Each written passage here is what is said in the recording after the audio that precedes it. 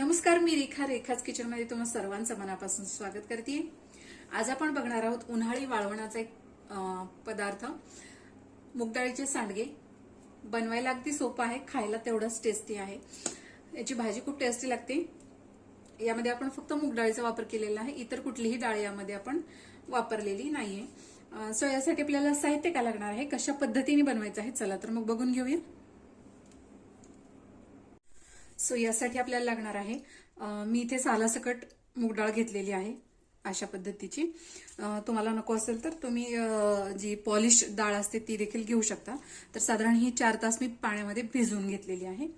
त्याचप्रमाणे आपल्याला लागणार आहे मिरची पावडर, चवीनुसार मीठ, 1 चमचा जिरे, 1 चमचा ओवा, अर्धा चमचा हळद, आलं, लसूण, कोथिंबीर याचं मी वाटण तयार करून घेतलेलं आहे। त्याचप्रमाणे कोथिंबीर आणि याच डाळीतून मी 1 वाटी मूग डाळ अशा